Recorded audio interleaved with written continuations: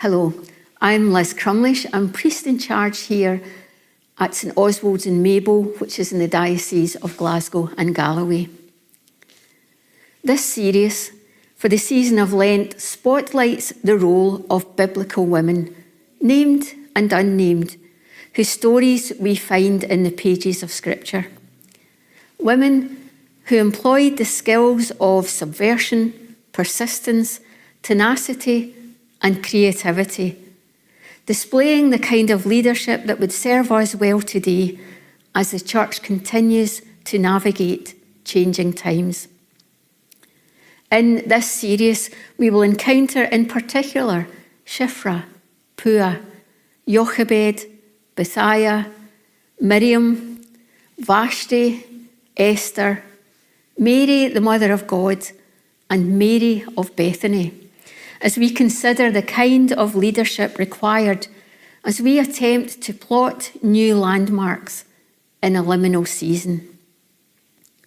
The series is based on a book, Miriam's Sisters, Deborah's Daughters, published by Canterbury Press in February 2025. My first adventure in full-time ministry was in hospital chaplaincy. It was in that role that I first encountered the word liminal and fell in love with it.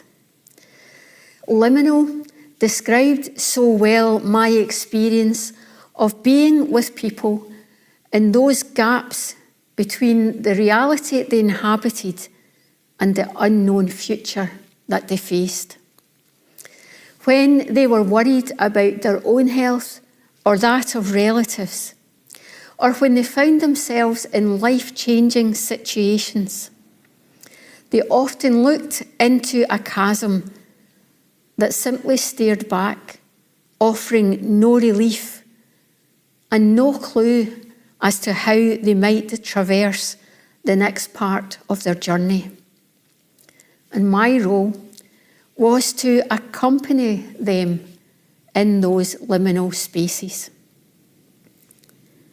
Change is a constant that we often navigate by focusing on whatever is next. And in doing so, we rarely give ourselves time to catch up emotionally with the implications, for good or ill. We don't give ourselves time to acknowledge the loss that often accompanies change, or to give thanks for the good that we have experienced, because we're either too busy resisting change or keen just to get the change over and done with. And when what comes next is unclear, it's even harder to do any of the work required to face change, far less embrace it. Such was the experience of God's people in the wilderness. They couldn't even see the promised land, and in time they just wanted to be back in Egypt, even though they'd fared so cruelly there. What is it they say? Better the devil you know. In the wilderness, God's people traversed a liminal space that necessitated a change of mindset before they were in any way ready to inhabit the promised land. I play in a local symphony orchestra, and the conductor often reminds us that some of the most important notes are the rests.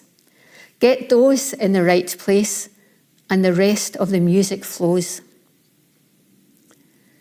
Liminal spaces provide room for letting go of one thing before picking up another. They also provide space to let our hearts and minds catch up with the emotional cost of change. And there is the distinct possibility that as we wait in uncertainty, the myriad scenarios that we rehearse in our minds are far worse than what we actually encounter when the way ahead reveals itself, so that when we are presented with what might be next, it comes as a relief. Such was often, though not always, the experience of those I accompanied in healthcare settings. For most of my ministry, the church has been described as being in a liminal space for all kinds of reasons, changes that are societal, political, institutional. And it's my contention that this is and should be the church's natural habitat. We are not called to stand still, but to be constantly discerning the new thing that God is doing, to sit lightly to institutional prescription and to do the hard work of transforming hearts and minds that is called for and is only possible in a liminal space. That space in which we are willing to let go of what holds us back and move forward without fully knowing what calls us on, trusting that on the way God is reshaping us for what will come. Does not faith consist in this? Liminal space is not dead space, but creative and transformative space.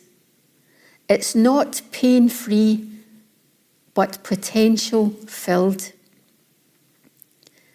If we accept that this is the space that the church inhabits, I wonder why all our leadership training focuses on old strategies and old models that drag us back to the past rather than prompt new discoveries of ways of being. For many of us who've been around the church for some time, there is as much unlearning to be done as there is new learning to be embraced. There are certainties to be laid aside as we take up possibility.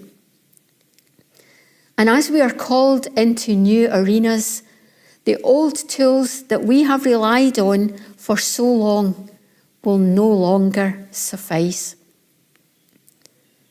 Consider these words from Susan Beaumont.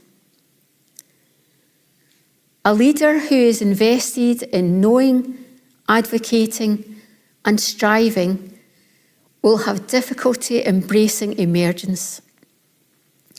The leader who practices unknowing, attending, and surrender will rest more productively into the cycle. That comes from Susan's book, How to Lead When You Don't Know Where You're Going, Leading in Liminal Spaces. There are two important words there, practice and rest. Practicing unknowing, attending, and surrender, and resting into the cycle of emergence. Leadership skills for the church today look very different from the certainties and business models that emerged as an institution grew out of the movement that Jesus modelled.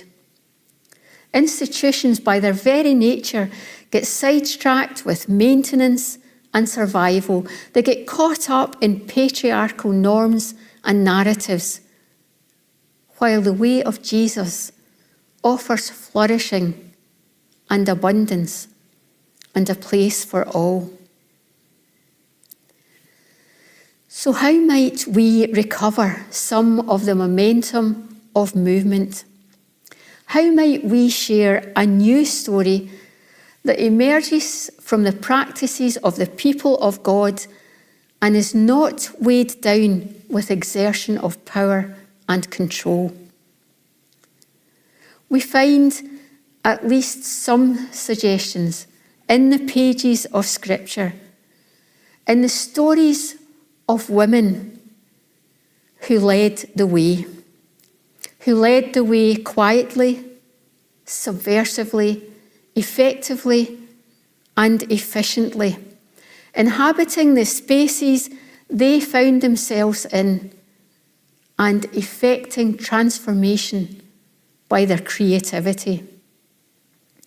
Over the next few weeks of Lent, we'll meet just some of those women. So I invite you to wonder about who are the biblical women who come to your mind when you consider leadership today. What different practices might be necessary as we navigate being church today? And how might you practice rest in the midst of the busyness of life and faith?